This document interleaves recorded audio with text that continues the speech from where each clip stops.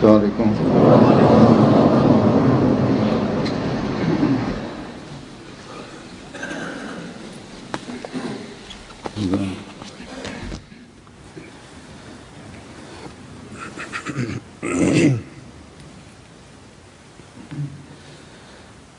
الله أكبر الله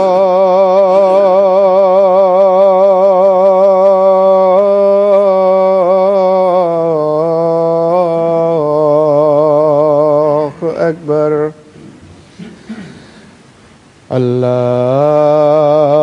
الله أكبر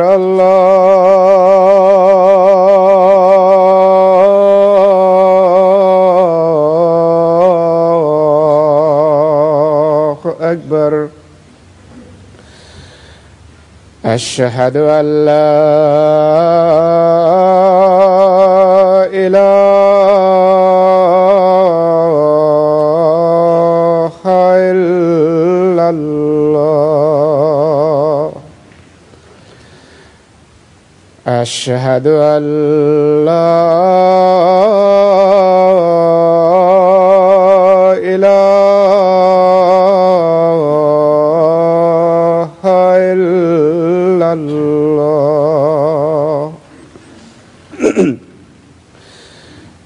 أشهد أن محمدًا رسول الله.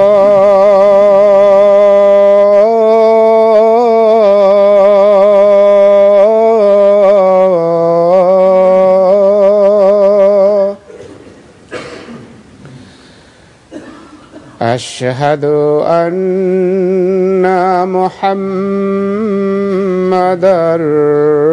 رسول الله.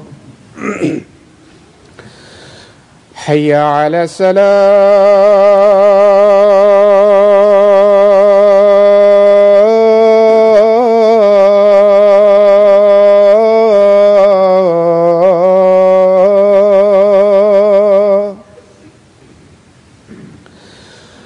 حي على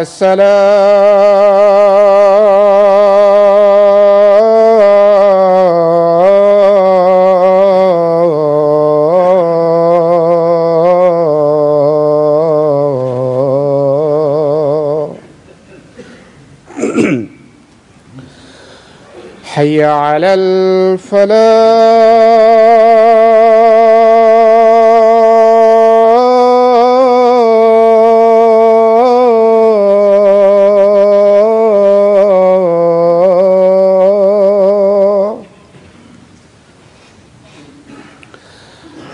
حي على الفلاح.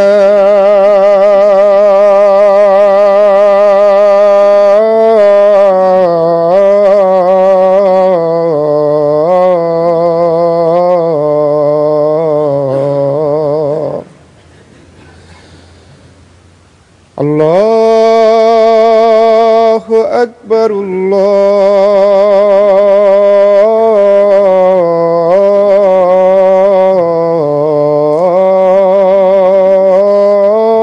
الله أكبر.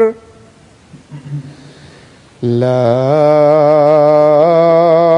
إله إلا الله.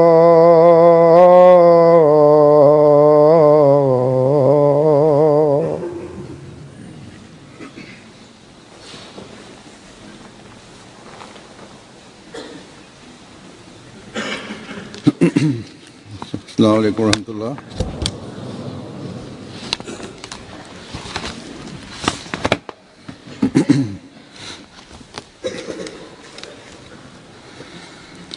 أشهد أن لا إله إلا الله وحده لا شريك له وأشهد أن محمدًا عبده ورسوله. أما بعد فأعوذ بالله من الشيطان الرجيم. بسم الله الرحمن الرحيم الحمد لله رب العالمين الرحمن الرحيم مالك يوم الدين إياك نعبد وإياك نستعين اهدنا الصراط المستقيم صراط الذين أنعمت عليهم غير المغضوب عليهم ولا الضالين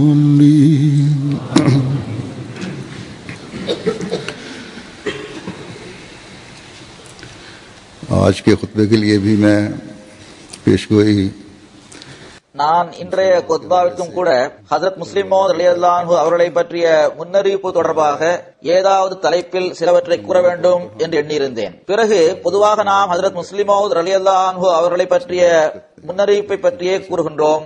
சுருக்கமாக அதை பற்றி சிறிது விளக்கி கூறுகின்றோம். ஹஜ்ரத் முஸ்லிம் மௌத் ரலியல்லாஹு அன்ஹு அவர்கள் செய்த பணிகளை பற்றியும் கூறுகின்றோம் என்று நினைத்தேன். அல்லாஹு தஆலா அவர்களுக்கு தன் தரப்பிலிருந்தும் வழங்கியிருந்த ஞானம், கூர்மையான அறிவு, தொலைநோக்கு பார்வை ஆகியவற்றின் பல்வேறு அம்சங்கள் உள்ளன.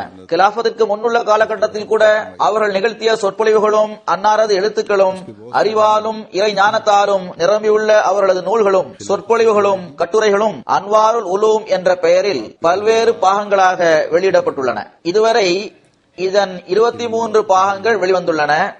ஒவ்வொரு பாகமும் 600க்கும் அதிகமான பக்கங்களை கொண்டவையாக உள்ளன. மேலும் இப்பாகங்கள் வெளியிடப்படும். இப்போது இந்த பணி நிறைவடையவில்லை. இவ்வாறே அவரது ஜும்மா குத்பாக்களும் அதிகமாக இருக்கின்றது. இந்த குத்பாக்கள் 24 பாகங்களாக வெளியிடப்பட்டுள்ளது. இதன் ஒவ்வொரு பாகமும் கூட முன்னர் கூறியது போன்றே 600க்கும் அதிகமான பக்கங்களை கொண்டதாகும். இப்போது 1943ஆம் ஆண்டு வரையிலுள்ள அன்னாரது குத்பாக்கள் வெளியிடப்பட்டுள்ளன. மேலும் நான் கூறியது போன்று இதன் பாகங்கள் மேலும் வெளியிடப்படும் இன்ஷா அல்லாஹு தஆலா. அவர்களது பணிகளை பற்றிய விஷயங்களையும் குத்பாக்களையும் சொற்பொழிவுகளையும் கட்டுரைகளையும் ஒன்று திரட்டுவதற்காகவும் அவற்றை பரப்புவதற்காகவும் ஃபஸ்லே உமர் ஃபவுண்டேஷன் நிறுவப்பட்டது. அது அவர்களது சொற்பொழிவுகள் கட்டுரைகள் போன்றவற்றை பல்வேறு மொழிகளில் மொழியாக்கம் செய்து வருகிறது. ஆங்கிலத்தில் அன்னாரது சில நூல்கள் மொழிபெயர்க்கப்பட்டு அவை ஒருவேளை விரைவில் நமக்கு கிடைத்தும் விடலாம் இன்ஷா அல்லாஹு தஆலா. சில நூல்கள் கிடைக்கவும் செய்கிறது. பிறகு மற்ற மொழிகளிலும் அவை மொழியாக்கம் செய்யப்படும். சில நூல்கள் அரபியில் மொழியாக்கம் செய்யப்பட்டு வெளியிடப்பட்டுள்ளன. உருதுவிற்கு அடுத்தபடியாக பெரும்பாலான மொழியாக்கங்கள் அரபியில் தான் செய்யப்பட்டுள்ளன என்று நான் கருதுகின்றேன். பல்வேறு நாடுகளை சார்ந்த ஜாமியாவில் படிக்கின்ற நமது மாணவர்கள் கூட இவற்றை மொழியாக்கம் செய்து வருகின்றார்கள். ஷாஹிது படிப்பில் தேர்ச்சி பெறுவதற்காக அவர்கள் எழுதும் கட்டுரைக்காக இப்போது இந்த நூல்கள் அவர்கள் மூலம் மொழியாக்கம் செய்யப்பட்டு கட்டுரையாக வெளியிடப்பட வேண்டும் என்பதற்காக அவர்களுக்கு கொடுக்கப்பட்டுள்ளது. எவ்வாறு இருப்பினும் தமது வாழ்நாளிலும் தமது 52 வருட கிலாஃபத் காலகட்டத்திலும் இவை அனைத்துமே அவர்கள் ஜமாத்திற்கு வழங்கியுள்ள கருவூலங்களாக திகழ்கின்றன. ஆனால் இவை எண்ணிக்கையில் சில ஆயிரங்களாகத்தான் வெளியிடப்பட்டுள்ளன. ஜமாத் சகோதரர்களில் யார் இந்த நூல்களை வாங்குகின்றார்களோ அவர்களும் கூட ஒரு வேளைதான் இவற்றை விரிவாக படித்திருப்பார்கள். பிறகு புதிதாக பையத் செய்த லட்சக்கணக்கான மக்களும் புதிய தலைமுறையில் உள்ள பலரும் உருது மொழி தெரியாத காரணத்தால் அவற்றை படிக்கவும் முடியவில்லை. அவர்களது மொழியில் அவை அவர்களுக்கு கிடைக்கவும் இல்லை. அவர்களது மொழியில் கிடைக்கும் நூல்களும் கூட நான் ஏற்கனவே கூறியது போன்று மிகவும் குறைந்த எண்ணிக்கையில் தான் இருக்கின்றது. இதனால் புதிதாக பையத் செய்தவர்களுக்கும் புதிய தலைமுறையில் உள்ளவர்களுக்கும் அவர்களது சொற்பொழிவு மற்றும் எழுத்துக்களின் நடையை பற்றி எதுவும் தெரியாது. மேலும் அவர்களது அறிவு, இறைஞானம் ஆகியவற்றை பற்றியும் சிறிதளவு கூட அவர்களால் கணித்து கூட பார்க்க முடியவில்லை. இன்னும் சொல்வதென்றால் எனது வயதை ஒத்த பிறப்பில் அகமதிகளாக இருப்பவர்கள் அல்லது என்னை விட ஓரிரு வருடங்கள் வயதில் பெரியவர்களாக இருப்பவர்களுக்கும் கூட அன்னாரது குத்பாக்கள் மற்றும் சொற்பொழிவுகளின் நடை பற்றி புரிந்து கொள்ள முடியாமல் இருக்கின்றது. நாம் இந்த தொகுப்புகளை, இந்த கருவூலங்களை படித்தால்தான் நாம் அவர்களது விரிவான அறிவையும் அல்லாஹ்வின் தரப்பிலிருந்தும் வெளிப்புறமான மற்றும் அந்தரங்கமான அறிவுகளால் அவர்கள் நிரப்பப்பட்டிருப்பார்கள் என்ற முன்னறிவிப்பு நிறைவேறி இருப்பதையும் புரிந்து கொள்ள முடியும். மேலும் நமது அறிவையும் நாம் அதிகரித்துக் கொள்ள முடியும். அந்த காலத்தில் வீடியோ மற்றும் ஆடியோவிற்கான வசதிகள் இருக்கவில்லை. அவரது ஒன்றிரண்டு சொற்பொழிவுகள் அவரது கிலாஃபத்தின் இறுதி காலகட்டத்தில் பதிவு செய்யப்பட்டிருக்கின்றது. அவ்வாறு பதிவு செய்யப்பட்டவை கூட காலம் செல்ல ரெக்கார்ட் செய்யப்பட்ட அந்த குரல் போதுமான அளவு தெளிவாக இல்லை. அவரது பாணியையும் பேச்சு நடையையும் பிரதிபலிக்கும் வகையில் உள்ள அந்த பொலிவும் மகிமையும் ரெக்கார்டிங்கில் இல்லை. அவரது குத்பாக்கள், எழுத்துக்கள், சொற்பொழிவுகள் ஆகியவை போதுமான அளவு ஒன்று சேர்க்கப்பட்டுள்ளன. போதுமான அளவு என்று நான் கூறுவதற்கான காரணம், அந்த காலத்தில் எழுதியவர்கள் இவற்றை எழுதி வந்தனர். அவ்வாறு அவர் எழுதுகின்ற போது குத்பாக்களையும் அவர்களது எழுத்துக்களையும் முழுமையாக அவர்கள் எழுதவில்லை, அல்லது சில சொற்றொடர்களை அவர்கள் விட்டுவிட்டனர். இதை நம்மால் உணர முடிகிறது. சில விஷயங்களை அவர்கள் எழுதாமல் விட்டுவிட்டனர். எவ்வாறு இருப்பினும் இன்று நான் இந்த முன்னறிவிப்பு தொடர்பாக கூறுவதற்கு பகரமாக அவர்களது ஒரு குத்பாவை காலத்தை கருத்தில் கொண்டவாறு அவர்களது சொற்களிலேயே எந்த அளவு அதிகமாக கூற முடியுமோ அந்த அளவு கூற வேண்டும் என்று எண்ணினேன். நான் தேர்ந்தெடுத்த குத்பாவும் துஆவிற்கான வழிமுறை, இறைவனே எல்லா வல்லமைகளின் எஜமானாக இருக்கின்றான், அவன் எதை விரும்புகின்றானோ அதுதான் நடக்கும் என்பதில் உள்ள நிச்சய உறுதி ஆகியவற்றை பற்றியதாகும். இந்த விஷயத்தை நான் தேர்ந்தெடுத்ததற்கான காரணம், இன்றும் கூட நாம் வழக்கத்திற்கு மாற்றமாக சிறந்த நல்விளைவுகளை பார்க்க விரும்பினால் இந்த கருத்து தொடர்பான சரியான அறிவும் நமக்கு தேவைப்படுகிறது.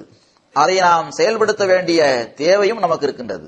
நான் குறிப்பிட இருக்கின்ற இந்த குத்பா 1942ஆம் ஆண்டு ஏப்ரல் மாதம் 10ஆம் தேதி நிகழ்த்தப்பட்டதாகும்.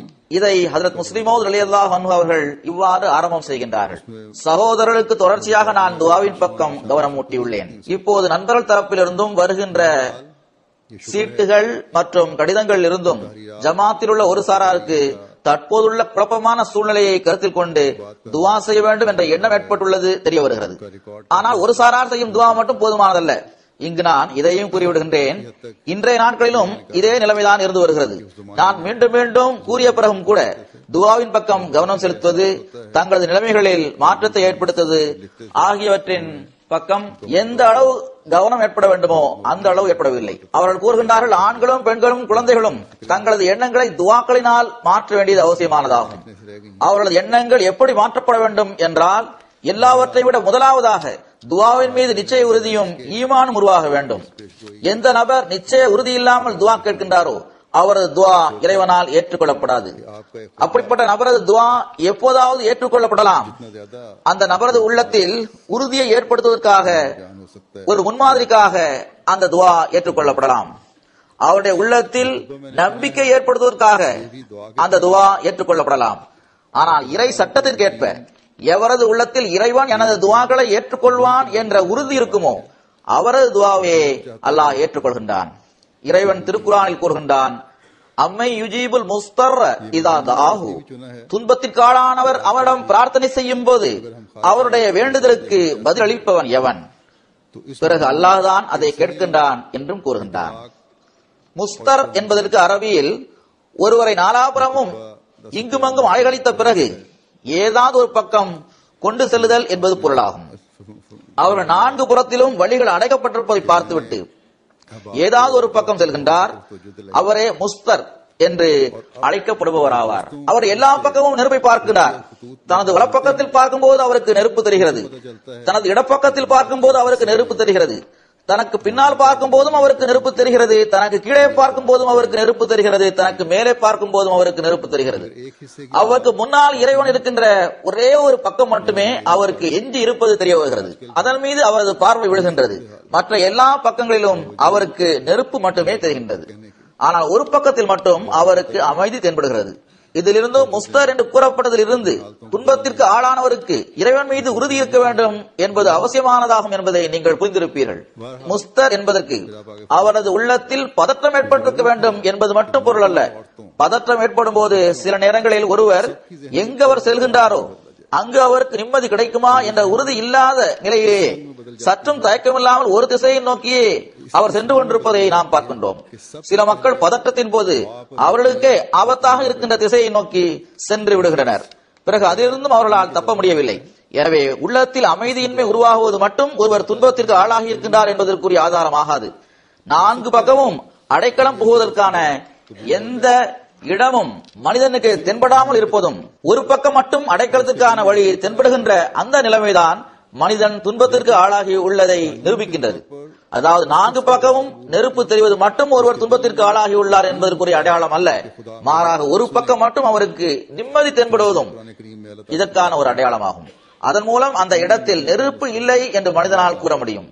அப்படிப்பட்டவரது அந்த துவாதான் இறைவன் முன்னிலையில் ஏற்றுக்கொள்ளப்படுகிறது. அதை செய்யும் போது இறைவனை தவிர எனக்கு அடைக்கலத்திற்கான வேறு எந்த இடமும் இல்லை என்ற உறுதி அவருக்கு இருக்கும். துன்பத்திற்கு ஆளானவரின் இத்தகைய நிலை பற்றித்தான் ஹஜ்ரத் ரசூலை கரீம் ஸல்லல்லாஹு அலைஹி வஸல்லம் அவர்கள் லா மல்ஜா வலா மன்ஜா மின்க இல்லா இலைக், இறைவா உனது தண்டனையிலிருந்தும் உன் தரப்பிலிருந்து வரும் சோதனைகளிலிருந்தும் நான் தப்பித்து அடைக்கலம் புகுவதற்குரிய எந்த இடமும் இல்லை. எல்லா தரப்பிலும் அவநம்பிக்கை அடைந்து கண்களை மூடியவாறு உன் பக்கம் வருவதை தவிர வேறு வழி எனக்கு இல்லை. ஆக லா மல்ஜா வலா மன்ஜா என்ற நிலைமைதான் துன்பத்திற்கு ஆளானவரது நிலைமையாகும். இறைவன் திருக்குரானில் அம்மை யுஜீபுல் முஸ்தர இதா தாஹு, துன்பத்திற்கு ஆளாகி இருப்பவரது வேண்டுதலை யார் கேட்கின்றார் என்பதை கூறுங்கள் என்று கேட்கும் போது, துன்பத்திற்கு ஆளானவர் என்பவர் யார்? இறைவனை தவிர வேறு எவரையும் தனது அடைக்கலத்தை வழங்குபவனாகவும், இறைவனை தவிர வேறு எவரையும் தனக்கு அடைக்கலத்தை வழங்குபவனாகவும் ரட்சிப்பை வழங்குபவனாகவும் கருதாமல், இறைவனை தவிர வேறு எவரையும் தனக்கு அடைக்கலத்தையும் ரட்சிப்பையும் வழங்குபவனாக ஆக்கிக் கொள்ளாமலும் இருப்பவரே அவர். அந்த நபர் செய்யும் துவா பற்றியே இந்த வசனத்தில் கூறப்பட்டுள்ளது. அம்மை யுஜீபுல் முஸ்தர இதா தாஹு என்ற வசனத்தில் உண்மையிலேயே இத்தகு நிம்மதியற்ற நிலைமையின் பக்கம் சுட்டிக்காட்டப்பட்டுள்ளது. முஸ்தர் என்ற சொல்லிற்கு அறிவுபூர்வமான விளக்கத்தை கூறி இந்த வசனத்தில் உள்ள கருத்துக்களை விளக்கிய பிறகு அவர்கள் தமது சொற்பொழிவில் மேற்கொள்ளும் வழிமுறைக்கேற்ப முஸ்தர் என்று கூறப்பட்டவரது பல்வேறு தேவைகள் மற்றும் நிலைமைகளை எடுத்து கூறி அதற்கான உதாரணங்களையும் சம்பவங்களையும் எடுத்துக் கூறியுள்ளார்கள். அவர்களது ஒவ்வொரு சொற்பொழிவும் சம்பவங்கள் மற்றும் உதாரணங்கள் ஆகியவற்றால் நிரம்பி இருந்தது. அவர்கள் கூறுகின்றார்கள், உலகில் நிம்மதியின்மை என்பது பல வகையில் ஏற்படுகிறது. எனவேதான் இங்கு அல் முஸ்தர் என்ற சொல் வைக்கப்பட்டுள்ளது. அதற்கு எல்லாவிதமான நிம்மதியின்மை என்பது பொருளாகும். உலகில் சில அடியார்கள் நிம்மதியற்ற நிலையில் இருக்கின்றனர். நிம்மதியற்ற அனைவருக்கும் அல்லாஹ்தான் சிகிச்சையாக விளங்குகின்றான் என்றாலும் அவன் வழங்கியுள்ள அருட்கொடைகளில் இருந்து பலன் பெற்றவாறு அவனுடைய ஒரு அடியாருக்கு நிம்மதியற்றவரின் நிலைமையை மாற்றுவதற்குரிய ஆற்றலை உடையவராக அவரை அல்லாஹ் ஆக்குகின்றான். உதாரணமாக, ஒரு ஏழை மனிதரின் ஆடை கிழிந்து விடுகிறது. புதிய ஆடையை நான் எங்கிருந்து தைத்துக் கொள்வேன் என்பது அவருக்கு தெரியாது.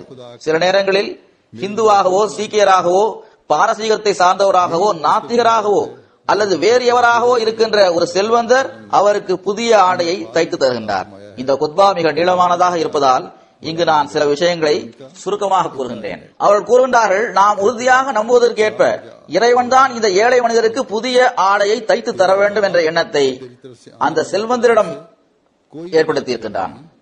ஆனால் முழுமையான ஈமான் இல்லாதவர் எனது நிம்மதியற்ற இந்த நிலைமையில் இந்த மனிதர் தான் எனக்கு உதவினார் என்று கருதுகின்றார். எந்த செல்வந்தர் இவருக்கு புதிய ஆடைகளை தைத்து கொடுத்தாரோ அவர் இந்த நபர் சாப்பிடுவதும் குடிப்பதும் தனக்கு ஹராமாக ஆகிவிடும் அளவில் உள்ள ஒரு நோயால் பாதிக்கப்படும் போது, மேலும் குடிக்கும் தண்ணீர் கூட ஜீரணமாகாமல் இருக்கின்ற நிலையில், அவரது முழு ஆரோக்கியமும் கெட்டுவிடும் நிலையில், அவரால் நடக்கக்கூட முடியாமல் ஆகும் போது, அப்படிப்பட்ட நிலைமையில் அந்த செல்வந்தர் அவருக்கு உதவி செய்ய முடியாது. அப்போது சிறந்த மருத்துவர் ஒருவரால் தான், அதுவும் திறமை உள்ள கருணை உள்ளம் கொண்ட ஒரு டாக்டரால் தான் அவருக்கு உதவி செய்ய முடியும். அப்படிப்பட்டவர் அவரை பார்த்ததும், உமக்கு சிகிச்சைக்காக செலவு செய்வதற்கான தௌஃபீக் இல்லை என்றால் நான் உனக்கு இலவசமாக மருந்து வழங்குவதற்கு தயாராக உள்ளேன் என்று கூறுகின்றார்கள். இத்தகு நிம்மதியிழந்த நிலைமையில் செல்வந்தர் அவருக்கு உதவி செய்யவில்லை, மாறாக மருத்துவர் தான் அவருக்கு உதவி செய்துள்ளார். பிறகு சில நேரங்களில் இவ்வாறும் நடக்கின்றது. ஒருவர் மீது வழக்கு தொடரப்படுகிறது. அவர் பாவம் செய்யாதவராக இருப்பார். அவரது எதிரியோ வலிமை மிக்கவராக இருப்பார். அந்த எதிரி ஏதோ ஒரு காரணத்தால் இவர் மீது வெறுப்படைந்து இவரை தனது பிடியில் கொண்டு வந்து அவரை நீதிமன்றம் வரை செல்ல வைக்கின்றார். அவர் தனக்கென்று ஒரு வழக்கறிஞரை வைத்துக் கொள்ளக்கூடிய தௌஃபீக் இல்லாதவராக இருக்கின்றார். தானே வாதாடுவதற்குரிய தகுதியும் அவருக்கு இல்லை. என்ன செய்வது என்று அவர் திகைத்து நிற்கின்றார். இறுதியில் ஒரு வழக்கறிஞர் அவருக்கு கிடைக்கின்றார். அவர், நான் உன்னிடம் ஃபீஸ் வாங்காமலேயே உனது இந்த வழக்கை நடத்த தயாராக இருக்கின்றேன் என்று கூறுகின்றார். இப்போது இந்த சந்தர்ப்பத்தில் வேறு யாரும் அவருக்கு உதவி செய்ய முடியவில்லை, வழக்கறிஞரால் மட்டுமே அவருக்கு உதவி செய்ய முடிந்தது. இவ்வாறே ஒரு விவசாயி பற்றிய உதாரணத்தையும் எடுத்து கூறியவாறு மேலும் அவர்கள் கூறுகின்றார்கள், ஒரு மனிதனுக்கு ஏற்படுகின்ற பல்வேறு நிம்மதியற்ற நிலைமைகளின் போது பலதரப்பட்ட மக்கள் அவனுக்கு உதவுகின்றனர். ஆனால் அல்லாஹு தாலா அம்மை யுஜீபுல் முஸ்தர்ர இதா தாஹு என்று கூறுகின்றான். நிம்மதியற்ற நிலையில் இருக்கின்ற எவருக்கும் அவர் எப்படிப்பட்ட நிம்மதியற்ற நிலையில் இருக்க வேண்டும் என்ற நிபந்தனை கூறப்படவே இல்லை. பசியுடன் இருந்தாலும் சரி, நிர்வாணமாக இருந்தாலும் சரி, தாகித்திருந்தாலும் சரி, நோயிட்டிருந்தாலும் சரி, சுமைகளை சுமந்து செல்பவராக இருந்தாலும் சரி, சுருக்கமாக எத்தகைய நிம்மதியற்ற நிலைமையில் அவர் இருந்தாலும் அவரது அனைத்து தேவைகளையும் அல்லாஹுவால் மட்டுமே நிறைவு செய்ய முடியும். சில பகுதிகளை நான் விட்டுவிடுகின்றேன். பிறகு அவர்கள் கூறுகின்றார்கள், எல்லா வகையிலும் நிம்மதி இழந்தவர்களது தேவையை நிறைவு செய்பவன் அல்லாஹுவே ஆவான். மனிதனுக்கு ஆயிரக்கணக்கான நிம்மதியற்ற நிலைமைகள் ஏற்படுகின்றன. இப்படிப்பட்ட நிலைமைகளின் போது ஒரு அரசனால் கூட யாருக்கும் உதவி செய்ய முடியாது. கற்பனையாக வைத்துக் கொள்வோம், ஒரு நபர் கடுமையாக நோய்வாய்ப்பட்டுள்ளார். அரசரின் கருவூலங்களோ அவரது ராணுவமோ அவருக்கு உதவி செய்ய முடியாது. அரசரின் நெருக்கமும் அவருக்கு பயனளிக்காது. அவருக்கு அல்லாஹ் தான் உதவி செய்ய முடியும். எல்லா விதமான நோய்களையும் அகற்றுவதற்கான ஆற்றல் அவரிடம் இருக்கின்றது. அல்லது காட்டில் சென்று கொண்டிருக்கின்ற ஒரு மனிதன் மீது ஒரு சிங்கமோ அல்லது ஓனாயோ திடீரென்று பாய்ந்து அவரை தாக்கினால் அவர் எத்தகு வலிமை மிக்க அரசராக இருந்தாலும் அல்லது இளவரசராக இருந்தாலும் அந்த மனிதருக்கு அவர்களால் என்ன உதவி செய்ய முடியும்? கூறுகின்றார்கள், காட்டில் அவர் தனிமையில் சென்று கொண்டிருக்கும் போது சிங்கமோ சிறுத்தையோ அல்லது ஓனாயோ அவர் முன்னால் வந்துவிட்டால் அப்படிப்பட்ட நிலைமையில் அல்லாஹுவால் மட்டுமே அவனுக்கு உதவி செய்ய முடியும். எந்த மனிதனும் அவனுக்கு உதவி செய்ய முடியாது. ஆக எல்லா வகையான நிம்மதியற்ற நிலைமைகளின் போதும் அல்லாஹுதான் எனக்கு உதவி செய்கின்றான் என்ற உறுதி ஒரு மனிதனுக்கு ஏற்படாத வரையில் அவன் தன்னை முஸ்தர், அதாவது நிம்மதியற்றவர் என்று கூற முடியாது. இந்தியாவும் பாகிஸ்தானும் ஒன்றாக இருந்து இந்தியாவின் மீது ஆங்கிலேயர்கள் ஆட்சி புரிந்து வந்த காலகட்டத்தின் உதாரணத்தை எடுத்துக் கூறியவாறு ஹஜ்ரத் முஸ்லிம் மவ்ஊத் ரலியல்லாஹு அன்ஹு அவர்கள் கூறுகின்றார்கள், இந்தியாவில் கோழைத்தனத்தை உடைய பல சமுதாயங்களும் ஆங்கிலேயர்களின் ஆதிக்கத்தில் இருந்து வந்தன. ஆனால் ஆங்கிலேயர்களால் அவர்களை வீரர்களாக ஆக்க முடியவில்லை, அவர்களை ராணுவத்தில் சேர்க்க முடியாது என்று மட்டும் அவர்கள் கூறினார்கள். அவர்களது முன்னேற்றத்திற்குரிய காரணியாக அவர்கள் ஆகுவதற்கு பகரமாக அவர்கள் முன்பு வீழ்ந்து கிடந்த அதே கோழைத்தனத்தின் குழியிலேயே, வீழ்ந்து கிடக்கும் நிலையிலேயே அவர்களை வைத்தார்கள். ஆனால் அல்லாஹ் தஆலாவை பாருங்கள், அவனோடு தொடர்பு வைப்பதனால் கோழைத்தனத்தை உடைய பரும் வீரர்களாக ஆகிவிடுகின்றனர். சீர்குலைந்து போன பெரும் பெரும் சமுதாயங்கள் சீரான நிலையை அடைந்து விடுகின்றன. கூறுகின்றார்கள், இறைவன் எந்த சமுதாயங்களுக்கு முன்னேற்றத்தை வழங்குகின்றானோ அவர்களது நிலைமையை முற்றிலும் அவன் மாற்றி விடுகின்றான். முற்றிலும் அவர்களது உள்ளம் மாறிவிடுகின்றது. அவர்களது பலகீனமும் கோழைத்தனமும் அகன்று விடுகின்றது. அவரிடம் எத்தகைய சக்தியும் ஆற்றலும் வந்து விடுகின்றது என்றால் அதை கண்டு உலகம் வியப்பில் ஆழ்ந்து விடுகின்றது.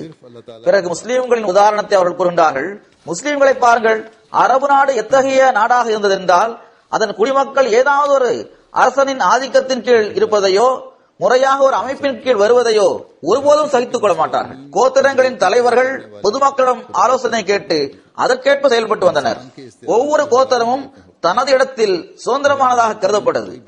இன்றைய நாட்களில் சின்னஞ்சிறு பிரதேசத்திற்கு இருக்கின்ற தகுதி கூட அவற்றிற்கு இருந்ததில்லை. ஒரு கோத்திரம் 1000 பேர்களை கொண்டதாகவும், இன்னொரு கோத்திரம் 2000 பேர்களை கொண்டதாகவும், இன்னொரு கோத்திரம் 3000 பேர்களை கொண்டதாகவும் இருந்தது. மக்காவில் இருந்த குடிமக்களின் எண்ணிக்கை கூட 10 அல்லது 15 ஆயிரமாகத்தான் இருந்தது. அவர்களும் கூட பல கோத்திரங்களாக பிரிந்திருந்தனர்.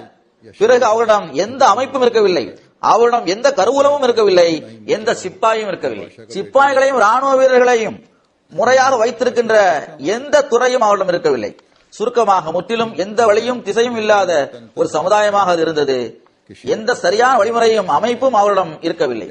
அப்படிப்பட்ட நிலைமையில்தான் ஹஜ்ரத் ரசூலை கரீம் ஸல்லல்லாஹு அலைஹி வஸல்லம் அவர்களை அல்லாஹ் தஆலா அவர்களிடம் அனுப்பி வைத்தார். மிகவும் குறைவான எண்ணிக்கையில் இருந்த மக்களே அவர்கள் மீது ஈமான் கொண்டார்கள். ஆராய்ச்சியாளர்களின் ஆய்வுக்கேற்ப மக்காவில் நபிகள் நாயகம் ஸல்லல்லாஹு அலைஹி வஸல்லம் அவர்கள் வாழ்ந்த காலத்தில் முழு மக்காவில் இருந்தும் அவர்கள் மீது ஈமான் கொண்டவர்களது எண்ணிக்கை ஏறக்குறைய 100 பேர்களாக இருந்தது.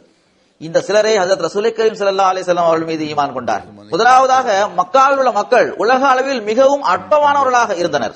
இவர்களிடம் எந்த சக்தியும் ஆற்றலும் இருக்கவில்லை. அவர்கள் போர் செய்யும் திறமை உடையவர்களாகவும் தங்களது கோத்திரத்தின் பெருமையை பாதுகாப்பவர்களாகவும் இருந்தாலும் உலக அளவில் அவர்களுக்கு எந்த ஆற்றலும் இருக்கவில்லை. பிறகு இந்த பலகீனமான மக்கள் இருந்து கூட எத்தகைய மக்கள் இஸ்லாத்தை ஏற்றுக்கொண்டனர் என்றால் அவர்கள் மக்காவில் இருந்தவர்களின் பார்வையில் கூட மிகவும் பலவீனமானவர்களாக கருதப்பட்டு வந்தனர். பிறகு அல்லாஹ் தஆலா அவர்களது உள்ளத்தில் எந்த அளவு வீரத்தை ஏற்படுத்தி விட்டான். பிறகு அமைப்பற்ற நிலையில் இருந்து எத்தகைய உயர்வான தகுதியில் இருந்த அமைப்பை நாம் அவரிடம் பார்க்க முடிந்தது. அரபு நாட்டின் குடிமக்களாக இருந்த இதே மக்கத்துவாசிகள் எவர் கூறுவதையும் கேட்டு செயல்படுவதை சகித்துக் கொள்ள மாட்டார்கள். உலகில் நாகரிகம் உள்ள சமுதாயங்களின் அடையாளமாக கருதப்படுகின்ற கட்டுப்பட்டு கீழ்ப்படிந்து நடப்பது என்பது இவர்களது பார்வையில் மிகவும் இழிவான விஷயமாக இருந்தது. பிறகு ஒரு அரபு நாட்டின் புகழ்பெற்ற ஒரு பழங்கதை ஒன்றை உதாரணமாக அவர்கள் எடுத்துக் கூறுகின்றார்கள். அரபி இலக்கிய நூல்களில் இவ்வாறு எழுதப்பட்டுள்ளது.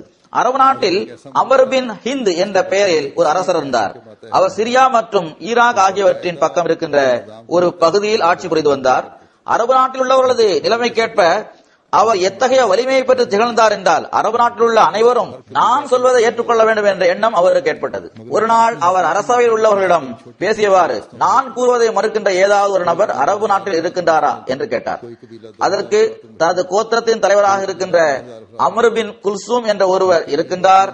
எங்களது எண்ணத்திற்கேற்ப அவர் எப்படிப்பட்ட நபர் என்றால் அவர் உங்களுக்கு கட்டுப்பட்டு கீழ்ப்படிந்து நடக்க மாட்டார் என்று அவர்கள் பதில் கூறினர். அதற்கு அந்த அரசர், நல்லது, இதை உறுதிப்படுத்துவதற்காக நான் அவரை அழைக்கின்றேன் என்று கூறினார். அரசர் அமர் பின் குல்சூமை விருந்துக்கு அழைத்தார். நீங்கள் வாருங்கள், உங்களை சந்திக்க எனது உள்ளம் விரும்புகிறது என்று அவருக்கு ஒரு கடிதம் எழுதினார். அவர் தனது கோத்திரத்தை சார்ந்த சிலரை அழைத்துக் கொண்டு அரசரிடம் வந்தார். இது அவர்களின் வழக்கமாக இருந்தது. அப்போது அரசர் ஏதோ ஒரு இடத்தில் கூடாரத்தில் தங்கியிருந்தார். அமர் பின் குல்சூம் அந்த இடத்திற்கு வந்து தானும் கூடாரமிட்டு தங்கினார். அரசர் அமர் பின் குல்சூமிற்கு எழுதிய கடிதத்தில் உங்களது தாயாரையும் மற்ற உறவினர்களையும் அழைத்து வாருங்கள் என்று எழுதியிருந்தார். அதற்கேற்ப அவர் தனது தாயாரையும் அங்கு அழைத்து வந்திருந்தார். அமர் பின் ஹிந்த் தனது தாயாரிடம், நீங்கள் பணியில் ஈடுபட்டுக் கொண்டிருக்கும் போது அமர் பின் குல்சூமின் தாயாரிடமிருந்து ஏதாவது சின்ன வேலையை வாங்க பாருங்கள், அதன் மூலம் இந்த மக்களது நிலைமை எப்படிப்பட்டது என்பது தெரிய வரும் என்று கூறினார். பிறகு அவர்கள் சாப்பிடுவதற்காக அமர்ந்ததும் அரசரின் தாயார் அமர் பின் ஹிந்துவிற்கும் அமர் பின் குல்சூமிற்கும் உணவை பரிமாற தொடங்கினார்கள். அந்த சமயத்தில் அரசரின் தாயார் அமர் பின் குல்சூம் மற்றும் அவரது உறவினர்களுக்கு செய்ய வேண்டிய பணிகளை செய்தார். அரசரது தாயாரே அவர்களுக்கு பணிகளில் உதவி செய்து கொண்டிருக்கும் நிலையில் அமர் பின் குல்சூமின் தாயார் ஏதாவது ஒரு பணியில் உதவி செய்வது ஒருபோதும் எவருக்கும் இழிவையோ கண்ணிய குறைவையோ ஏற்படுத்தாது. ஏனென்றால் அரசரின் தாயாரும் அங்கு பணியாற்றிக் கொண்டிருக்கும் நிலையில் அரசரின் தாயாரே எல்லா பணிகளையும் திறம்பட செய்து கொண்டிருக்கும் நிலையில் அமர் பின் குல்சூமின் தாயாரும் அப்பணியில் அவருக்கு உதவுவது என்பது அவரது மகிமைக்கும் கண்ணியத்திற்கும் எதிரான ஒரு செயல் அல்ல. ஆனால் என்ன சம்பவம் நடந்தது? உணவு பரிமாறிக்கொண்ட சமயத்தில் ஒரு பாத்திரம் சிறிது தொலைவில் கிடந்தது. அமர் பின் ஹிந்தின் தாயார் உணவு பரிமாறிக் கொண்டிருக்கும் போதே அமர் பின் குல்சூமின் தாயாரிடம், சகோதரியே, அந்த பாத்திரத்தை இங்கே சற்று தள்ளி விடுங்கள் என்று கூறினார். இதைவிட அதிகமாக அவரிடமிருந்து வேலை வாங்குவதற்கான தைரியம் அவருக்கு வரவில்லை. ஆனால் வரலாற்றில் இவ்வாறு எழுதப்பட்டுள்ளது, கோத்திரத்தின் தலைவரான அமர் பின் குல்சூமின் தாயாரிடம் இந்த விஷயத்தை கூறியதுதான் தாமதம். அவரது தாய் எழுந்து நின்று மிகவும் உரத்த குரலில், குல்சூமின் புதல்வனே, உனது தாய்க்கு இழிவு ஏற்பட்டு விட்டது என்று கூற ஆரம்பித்தார். அமர் பின் குல்சூம் அந்த சமயத்தில் அரசருடன் உணவருந்திக் கொண்டிருந்தார். சாப்பிட்டுக் கொண்டிருந்ததால் அவர் தனது வாளை ஒரு பக்கம் தொங்க விட்டிருந்தார். ஆனால் தனது தாயாரின் குரலை கேட்டதுமே அவர் தன் தாயாரிடம் சென்று, உனக்கு என்ன இழிவு நேர்ந்தது என்று கேட்கவில்லை. கோத்திரத்தின் தலைவர் பதற்றத்துடன் எழுந்து நின்றார். கூடாரத்தில் இங்குமங்கும் பார்த்தார். கூடாரத்தில் அரசரின் வாள் தொங்கிக் கொண்டிருந்தது. அவர் அந்த வாளை உரையிலிருந்து எடுத்தார். பிறகு அரசரை கொன்றுவிட்டார். பிறகு அவர் தனது கோத்திரத்தை சார்ந்தவர்களை அழைத்து அரசரின் எல்லா செல்வங்களையும் பொருள்களையும் கொள்ளையடியுங்கள் என்று கூறினார். இந்த மக்கள் எவருக்கும் கீழ்ப்படிந்து நடப்பதை சற்றும் சகித்துக் கொள்வதில்லை. ஆனால் பிறகு இதே அரபு நாட்டு மக்களை நாம் பார்க்கின்றோம். ஹஜ்ரத் முஹம்மது ரசூலுல்லாஹ் ஸல்லல்லாஹு அலைஹி வஸல்லம் அவர்களது காலத்தில் எவ்வாறு அல்லாஹ் தஆலா அவர்களது உள்ளத்தை மாற்றினான். இதே அரபு நாட்டின் மக்களிலிருந்தே புரியும் திறன் கொண்ட படித்த சமுதாயத்தில் கண்ணியமிக்க ஒரு நபராக திகழ்ந்த ஹஜ்ரத் அப்துல்லா பின் மஸ்ஊத் அவர்கள் ஒரு தெருவில் நடந்து சென்று கொண்டிருந்தார்கள். அப்போது ஹஜ்ரத் ரசூலே கரீம் ஸல்லல்லாஹு அலைஹி வஸல்லம் அவர்கள் பள்ளிவாசலில் மக்களுக்கு போதனை செய்து கொண்டிருந்தார்கள். இந்த போதனையை கேட்பதற்காகவே அவர்கள் பள்ளிவாசலுக்கு சென்று கொண்டிருந்தார்கள்.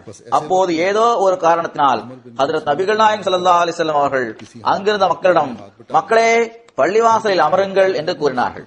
ஹஜ்ரத் அப்துல்லா பின் மஸ்ஊத் ரலியல்லாஹு அன்ஹு அவர்கள் வழியில் நடந்து சென்று கொண்டிருக்கும் நிலையில் அவர்கள் இந்த குரலை கேட்டதுமே அவர்கள் அங்கேயே அமர்ந்து விட்டார்கள். பிறகு குழந்தைகளைப் போல தவழ்ந்து தவழ்ந்து பள்ளிவாசலின் பக்கம் செல்ல ஆரம்பித்தார்கள். அப்போது அவரது நண்பர் ஒருவர் அவரை கடந்து சென்றார். அவர், அப்துல்லா பின் மஸ்ஊதே, நீங்கள் ஏன் இவ்வாறான வேடிக்கையான செயலை செய்ய ஆரம்பித்துள்ளீர்கள் என்று அவர்களிடம் கேட்டார். கீழே தரையில் உட்கார்ந்தவாறே ஏன் செல்கின்றீர்கள்? நேராக நிமிர்ந்து நின்று ஏன் நடக்காமல் இருக்கின்றீர்கள் என்று கேட்டார். அதற்கு அவர்கள், அசல் விஷயம் என்னவென்றால், எனக்கு ஹஜ்ரத் முஹம்மது ரசூலுல்லாஹ் ஸல்லல்லாஹு அலைஹி வஸல்லம் அவர்களது உட்காருங்கள் என்ற அந்த குரல் கேட்டது. நான் பள்ளிவாசல் வரை செல்லும் வரையில் நான் உயிருடன் இருப்பேனா இருக்க மாட்டேனா என்று எனக்கு என்ன தெரியும்? முஹம்மது ரசூலுல்லாஹ் ஸல்லல்லாஹு அலைஹி வஸல்லம் அவர்களுக்கு கீழ்ப்படியாத நிலையில் எனது முடிவு இருந்துவிடக் கூடாது என்று நான் சிந்தித்தேன். எனவேதான் நான் அந்த இடத்திலேயே அமர்ந்து விட்டேன். பிறகு நான் அமர்ந்திருக்கும் நிலையிலேயே பள்ளிவாசல் பக்கம் செல்ல ஆரம்பித்தேன் என்று கூறினார்கள். இப்போது இந்த சம்பவத்தை அமர் பின் குல்சூமின் சம்பவத்துடன் ஒப்பிட்டு பாருங்கள். ஒரு அரசர் அவரை விருந்துக்கு அழைக்கின்றார். அவரது தாயாரிடம் அரசரின் தாயார் பெரிய வேலை எதையும் செய்யும்படி கூறவில்லை, தான் செய்கின்ற ஒரு பணியைத்தான் செய்யும்படி கூறினார்கள். அதுவும் தனது மகனை விட குறைந்த தகுதியில் இருக்கும் ஒரு நபருக்காக அந்த பணியை அவர்கள் செய்தார்கள். அவர் செய்யும்படி கூறிய வேலை ஒரு பெரிய வேலை அல்ல, மிகவும் சாதாரணமான ஒரு சிறிய பணியை செய்யும்படி அவர்கள் கூறினார்கள். ஆனால் கோத்திரத்தின் தலைவரின் தாயாரால் அதை சகித்துக் கொள்ள முடியவில்லை. இந்த பணியை செய்யும்படி கூறியதுமே அவரது தாய், எனக்கு அவமரியாதை ஏற்பட்டு விட்டது என கூச்சலிட ஆரம்பித்து விட்டார். ஆனால் இதே பிரிவினரை சார்ந்த ஒரு நபர் தெருவில் ஹஜ்ரத் ரசூல் கரீம் ஸல்லல்லாஹு அலைஹி வஸல்லம் அவர்களது குரலை கேட்கின்றார். குரலை கேட்டதும் தெருவிலேயே அமர்ந்து விடுகின்றார். உலகில் பொதுவாக இழிவாக கருதப்படுகின்ற அத்தகைய ஒரு செயலையும் அவர் செய்கின்றார். பிறகு தொடர்ந்து எழுதுகின்றார்கள், நிச்சயமாக நீங்கள் அவரை பைத்தியக்காரர் என்று நினைப்பீர்கள். ஆனால் சஹாபாக்கள் நிலை எவ்வாறு இருந்ததென்றால், அவர்கள் முஹம்மது ஸல்லல்லாஹு அலைஹி வஸல்லம் அவர்களுக்கு கீழ்ப்படிந்து நடப்பதில் தங்களை பைத்தியக்காரர்களாகவே ஆக்கிக் கொண்டனர். ஏனென்றால் முஹம்மது ஸல்லல்லாஹு அலைஹி வஸல்லம் அவர்களுக்கு கீழ்ப்படிந்து நடப்பது இறைவனுக்கு கீழ்ப்படிந்து நடப்பதாகும் என்று அவர்கள் கருதினார்கள். பிறகு ஹஜ்ரத் முஸ்லிம் மவ்ஊத் ரலியல்லாஹு அன்ஹு அவர்கள் தொடர்ந்து எழுதுகின்றார்கள், மதீனாவில் உள்ள மக்கள் போர் செய்வதில் மிகவும் கீழ்நிலையில் இருப்பவர்களாகவும் இழிவானவர்களாகவும் கருதப்பட்டு வந்தனர். இவ்வாறே நமது நாட்டிலும் சில சமுதாயங்கள் போர் புரிவதில் திறமையற்றவர்களாக கருதப்படுகின்றனர். மதீனாவில் உள்ள மக்கள் செல்வந்தர்களாக இருந்தனர், இதில் எந்த சந்தேகமும் இல்லை.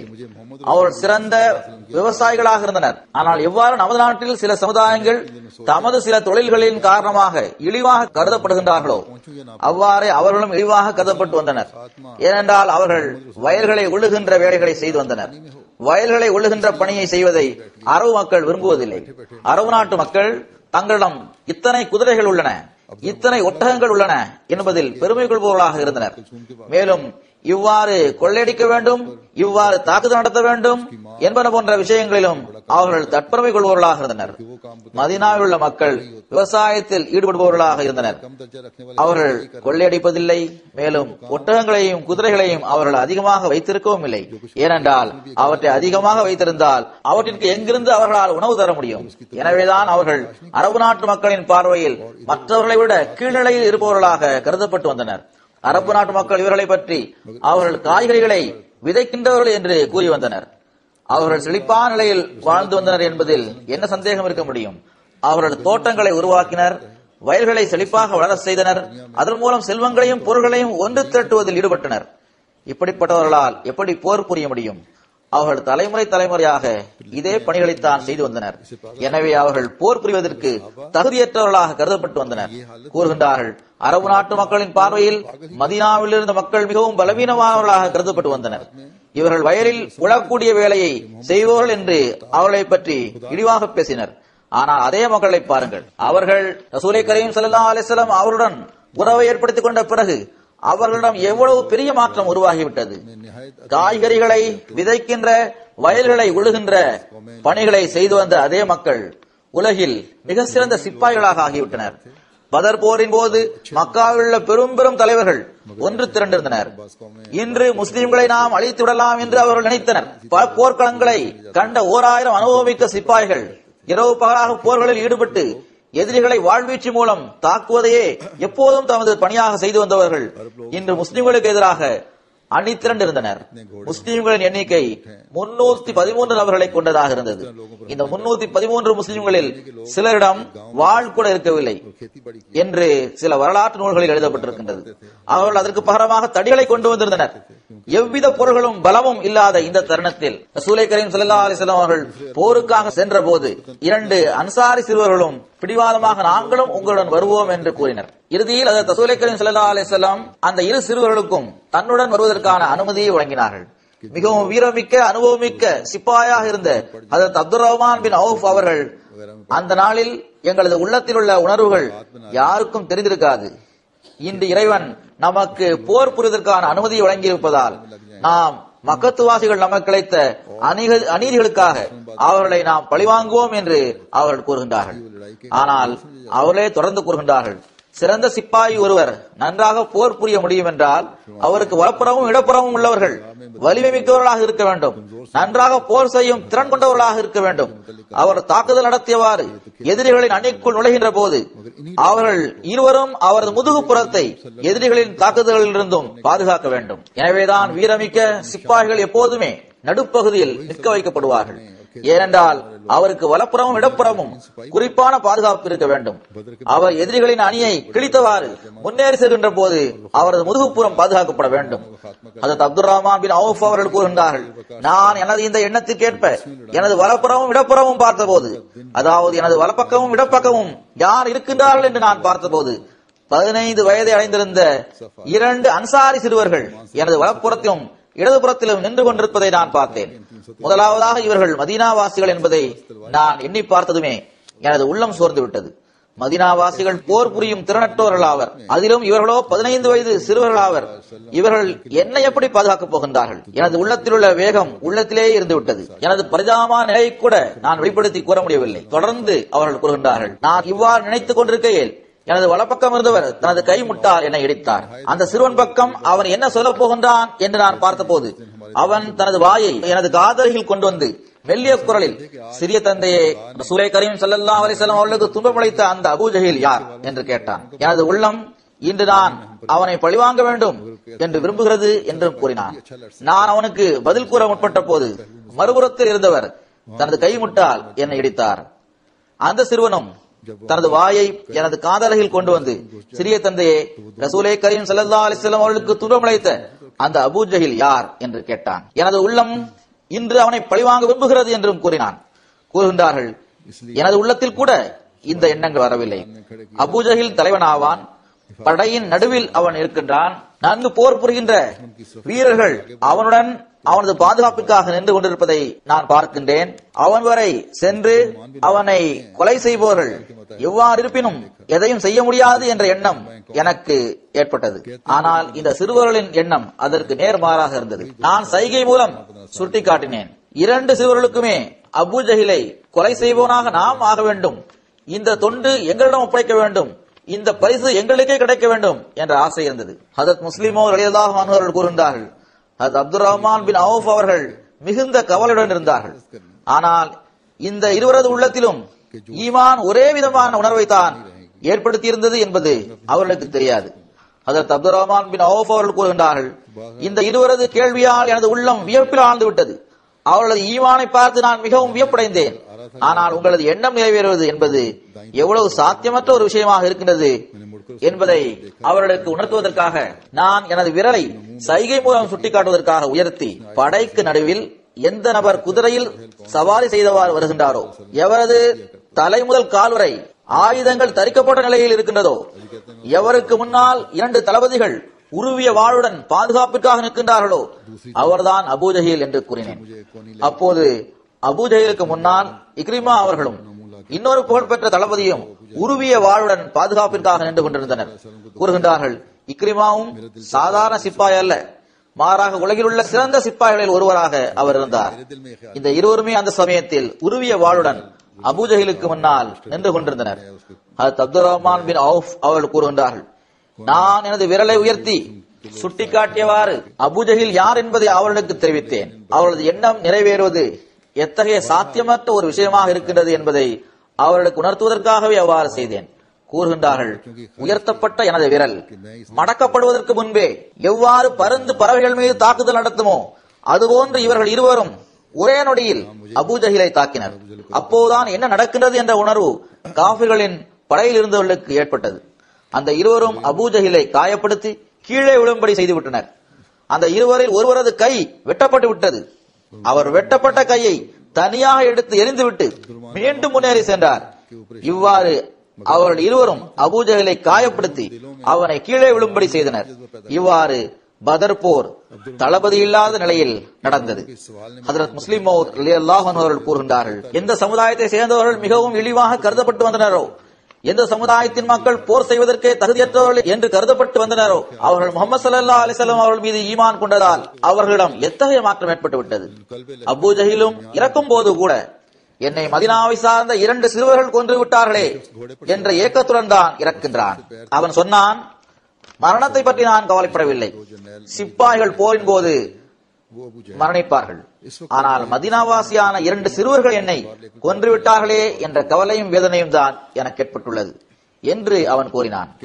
ஆக எந்த மக்களை அரபு நாட்டில் இருந்த மக்கள் சிப்பாய்கள் என்று கூட கருதாமல் இருந்தார்களோ அவர்கள் முஹம்மது ஸல்லல்லாஹு அலைஹி வஸல்லம் அவர்கள் மீது ஈமான் கொண்டதும், எந்த இறைவனின் பிடியில் உள்ளங்கள் இருக்கின்றதோ, யாரிடம் பலகீனமானவர்களை ஆற்றல் மிக்கவர்களாக ஆக்குவதற்கான சக்தி இருக்கின்றதோ அந்த இறைவன் அவர்களை எந்த அளவு வீரமிக்கவர்களாகவும் பயில்வான்களாகவும் ஆக்கிவிட்டான் என்றால், எந்த விஷயத்தை ஒரு அனுபவமிக்க தளபதி சாத்தியமற்றது என்று கருதினாரோ இறைவன் அந்த பணியை அந்த சமுதாயத்தை சேர்ந்த 2 சிறுவர்கள் மூலம் செய்ய வைத்தார். பிறகு அரபு மக்களிடம் எந்த அளவு தன்மான உணர்வு இருந்தது என்றால், அதற்கு எதிரில் அவர்கள் எல்லாவற்றையும் தியாகம் செய்ய தயாராகி விடுவர்.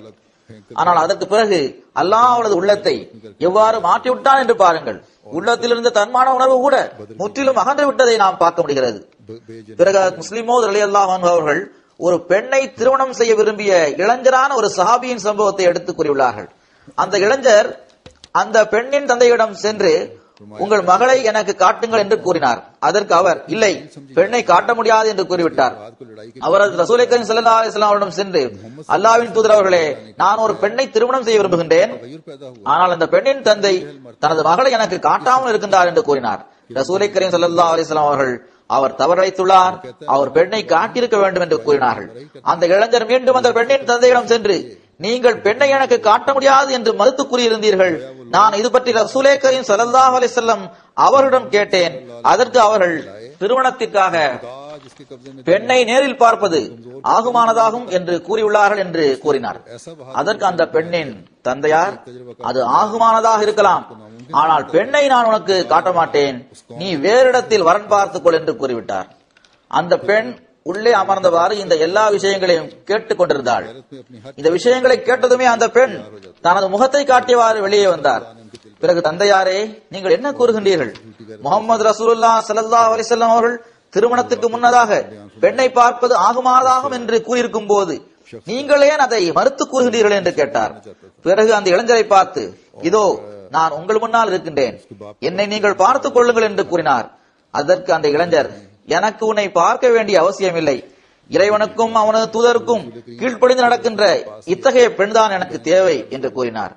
பாருங்கள், அரபு நாட்டு மக்களின் உள்ளங்களை வெளிப்படையாகவே அவர்கள் உலக கண்ணியங்களை தியாகம் செய்யும் வகையில் ரசூலே கரீம் ஸல்லல்லாஹு அலைஹி வஸல்லம் அவர்கள் எவ்வாறு தயார் செய்து விட்டார்கள். அல்லாஹும் அவனது தூதரும் என்ன கட்டளை பிறப்பித்துள்ளார்கள் என்பதை தவிர வேறு எந்த விஷயத்தையும் அவர்கள் பார்க்கவில்லை. எனவே உலக அரசாங்கங்களால் உள்ளங்களை மாற்ற முடியாது, உள்ளங்களை அல்லாஹ் தான் மாற்றுகின்றார். அதன் விளைவாக கோழையாக இருப்பவர்கள் இறைவனின் கட்டளை கேட்ப வீரர்களாக மாறிவிடுகின்றனர். அவ்வாறு இறைவனின் கட்டளை கேட்ப வீரர்கள் கோழைகளாக மாறிவிடுகின்றனர். இறைவனின் கட்டளை கேட்ப கருமையாக இருப்பவர் வள்ளலாக மாறிவிடுகின்றார். இறைவனின் கட்டளை கேட்ப வள்ளல் கருமையாக மாறிவிடுகின்றார். இறைவனின் கட்டளை கேட்ப அறிவியினர் ஆலிமாக மாறிவிடுகின்றார். இறைவனின் கட்டளை கேட்ப ஆலிமாக இருப்பவர் அறிவியனராக மாறிவிடுகின்றார். இறைவன் ஒரு சமுதாயம் தொடர்பாக அதை அழித்திட வேண்டும் என்று கட்டளையிட்டால் அந்த சமுதாயத்தில் உள்ள ஆலிம் அறிவினராக ஆகிவிடுகின்றார். அதன் வீரர்கள் கோழைகளாக ஆகிவிடுகின்றனர். அந்த சமுதாயத்தில் உள்ள வள்ளல்கள் கருவிகளாக மாறிவிடுகின்றனர். மேலும் அதில் உள்ள ஆற்றல் படைத்த மக்கள் பலகீனம் உள்ளவர்களாக ஆகிவிடுகின்றனர். இறைவன் ஏதாவது ஒரு சமுதாயம் தொடர்பாக அது முன்னேற வேண்டும் என்று முடிவெடுத்து விட்டால் அதில் உள்ள கோழைகள் வீரர்களாக ஆகிவிடுகின்றனர். அந்த சமுதாயத்தில் உள்ள அறிவியினர்கள் ஆய்வுகளாக ஆகிவிடுகின்றனர். அதில் உள்ள கருவிகள் வள்ளல்களாக ஆகிவிடுகின்றனர். அதில் உள்ள முட்டாள்கள் அறிவாளிகளாக ஆகிவிடுகின்றனர். நான் எனது வாழ்நாளில் இப்படிப்பட்ட பல உதாரணங்களை பார்த்துள்ளேன். கூறுகின்றார்கள், அகமதிகளிலும் இப்படிப்பட்ட விஷயங்களை நான் பார்த்துள்ளேன். ஒரு நபர் தூய உள்ளத்துடன் அகமதியாகின்றார். அவர் படிக்காத அறிவியனராக இருக்கின்றார். ஆனால் அகமதியானதும் அவரது நாவு எப்படி திறக்கிறது என்றால் பெரும் பெரும் மௌலவிகள் அவரிடம் பேசுவதற்கு அஞ்சுகின்றனர். அவரை தவிர்த்துவிட்டு தப்பி ஓடுகின்றனர். அறிஞராக இருக்கின்ற சிலர் நமது ஜமாத்தில் இணைவதையும் நாம் பார்த்துள்ளோம். ஆனால் அவரது உள்ளங்களில் அகமதிய தொடர்பான உண்மையான பற்று இல்லாமல் இருப்பதால் அகமதி அல்லாதவராக இருந்த சமயத்தில் மார்க்க அறிவை பெறாத முட்டாள்களாக இருந்ததை போன்றே அகமதியான பிறகும் அவர்கள் இருக்கின்றனர். இதிலிருந்தும் நமது அறிவு நமது சொந்த அறிவு அல்ல, மாறாக அது இறைவன் வழங்கும் அறிவாகும் என்பது மிக தெளிவாக தெரிய வருகிறது. நமது வீரம் நம்முடையதல்ல, இறைவன் வழங்குகின்ற வீரமாகும். நமது தியாகங்கள் நாமே செய்தவை அல்ல, மாறாக அவை இறைவன் வழங்கிய தௌஃபீக்கின் விளைவுகளே ஆகும். அவை இறைவன் வழங்கிய வீரமாக இல்லாமல் இருந்தால், அவை இறைவன் வழங்கிய அறிவாக இல்லாமல் இருந்தால், அந்த தைரியம் இறைவன் வழங்கிய தைரியமாக இல்லாமல் இருந்தால் அதற்கு மன தூய்மையுடன் என்ன தொடர்பு இருக்கின்றது? பிறகு அதற்கு நமது உழைப்பு, சொந்த முயற்சி ஆகியவற்றுடன் மட்டுமே தொடர்பு இருக்கும். ஆனால் உலகை சார்ந்திருக்கும் மக்கள் இந்த விஷயங்களை அறியாவிட்டாலும் அவர்களது உள்ளத்தில் பற்று இருக்கின்றது. பிறகு இதற்கான ஒரு உதாரணத்தை அவர்கள் கூறியுள்ளார்கள். அதை சுருக்கமாக நான் கூறிவிடுகின்றேன். பீரா என்ற பெயரில் ஒருவர் இருந்தார். அவர் ஹஜ்ரத் மஸீஹ் மவ்ஊத் அலைஹிஸ்ஸலாம் அவர்களது ஊழியராக இருந்து வந்தார். அஹ்மதியத் என்றால் என்ன என்பதை அவரால் புரிந்து கொள்ள முடியவில்லை. ஆனால் ஹஜ்ரத் மஸீஹ் மவ்ஊத் அலைஹிஸ்ஸலாம் அவர்கள் மீது தனிப்பட்ட முறையில் அவருக்கு மிகுந்த நேசம் இருந்து வந்தது. அவரது பெற்றோர்கள் அவர் நோய்வாய்ப்பட்டிருந்த போது அவருக்கு சிகிச்சை அளிப்பதற்காக ஹஜ்ரத் மஸீஹ் மவ்ஊத் அலைஹிஸ்ஸலாம் அவர்களிடம் அவரை விட்டுவிட்டு சென்று விட்டனர். ஹஜ்ரத் மஸீஹ் மவ்ஊத் அலைஹிஸ்ஸலாம் அவர்கள் அவருக்கு சிகிச்சை அளித்ததில் அவர் குணமடைந்தார். அவர் எப்போதும் அவரது வீட்டின் முற்றத்திலேயே இருந்து வந்தார். அவரது உறவினர்கள் அவை திரும்ப அழைத்து செல்வதற்காக வந்தபோது அவர் யார் எனக்கு சிகிச்சை அளித்தார்களோ அவர்களிடமே நான் இருப்பேன் என்று கூறிவிட்டார். அவர்களுடன் திரும்பி செல்ல மறுத்துவிட்டார். வீட்டு முற்றத்திலேயே அமர்ந்திருப்பார். பிறர் கூறும் தகவல்களை கொண்டு வந்து சேர்ப்பது, விருந்தினர்களுக்கு உணவை கொண்டு வந்து சேர்ப்பது ஆகியவை அவரது பணியாக இருந்தது. ஆனால் தொழுகைகளை தொழாமல் இருந்து வந்தார். ஹஜ்ரத் முதலாவது கலீஃபத்துல் மஸீஹ் அவர்கள் இங்கேயே உட்கார்ந்து கொண்டு தொழாமல் அவர் இருந்தால் அதன் காரணமாக பிறரது தடுமாற்றத்துக்கு அவர் காரணமாக விடக்கூடாது என்று கருதி அவரிடம் தொழுகையை பேணும்படி கூறினார்கள். அவருக்கு நன்றாக புரிய வைத்தார்கள்.